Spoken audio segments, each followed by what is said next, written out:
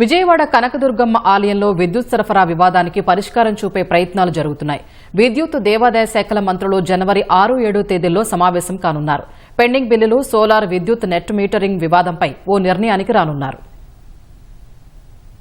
కనకదుర్గమ్మకు భక్తులు సమర్పించే ఆదాయాన్ని కరిగించడంలో ముందుండే అధికారులు వాటిని సద్వినియోగం చేయడంలో వైఫల్యం చెందుతున్నారు. 2020లో 5 కోట్లు ఖర్చు చేసి కృష్ణా జిల్లా పాతపాడులోని 5.85 ఎకరాల దేవస్థానం స్థలంలో 1 మెగావాట్ సోలార్ ప్లాంట్ నిర్మించారు. 2022 సెప్టెంబర్లో దాని నుంచి ఉత్పత్తి ఆరంభించారు. ఏటా 16 లక్షల యూనిట్ల సౌర విద్యుత్ ఉత్పత్తి అవుతుందని, దుర్గగుడికి వినియోగించగా తిరిగి విద్యుత్ సంస్థ నుంచే డబ్బులు వస్తాయంటూ అధికారులు అప్పట్లో ప్రకటించారు. ఈ లెక్కన గత 3 ఏళ్లలో 48 లక్షల యూనిట్ల విద్యుత్ ఉత్పత్తి కావాలి. దుర్గగుడికి రూపాయి బిల్లు కూడా రాకూడదు. ఇవేవీ జరగకపోగా 3.5 కోట్లు తమకే చెల్లించాలని విద్యుత్ సంస్థ దుర్గగుడికి తాకీదులిచ్చింది. ఆ మొత్తం చెల్లించలేదని ఈ నెల 27న ఉదయం 10:30 నుంచి 2 గంటల వరకు సరఫరా ఆపేసింది. దుర్గమ్మ ఆలయ పరిసరాలు, మహామండపం, ఇతర భవనాలు, కార్యాలయాలు, శివిరెడ్డి చారిటీస్, ఉద్యోగుల క్వార్టర్లు, జమ్మిదొడ్డి, మాడపాటి సత్రం మొత్తం కలిపి 2020 నాటికి ఏటా 13.5 లక్షల యూనిట్ల విద్యుత్ వినియోగం జరిగేది.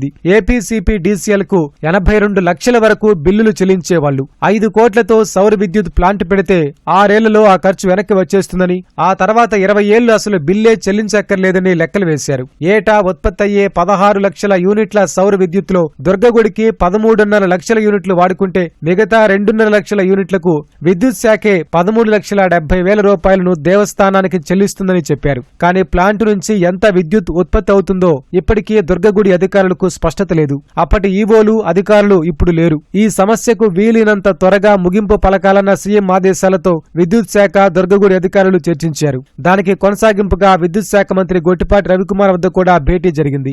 అక్కడ సమన్వయ లోపంతో జరిగిన మాత్రమే దాని మీద తక్షణమే ఏం జరిగింది అనేది రిపోర్ట్ తీసుకొని రమ్మని చెప్పి ఆదేశాలు ఇవ్వడం జరిగింది. దాని మీద ఎవరైతే తప్పు చేశారో వాళ్ళకి తప్పకుండా ప్రభుత్వం చర్యలు తీసుకునేది. కొంతమేరకు క్లారిటీ వచ్చింది.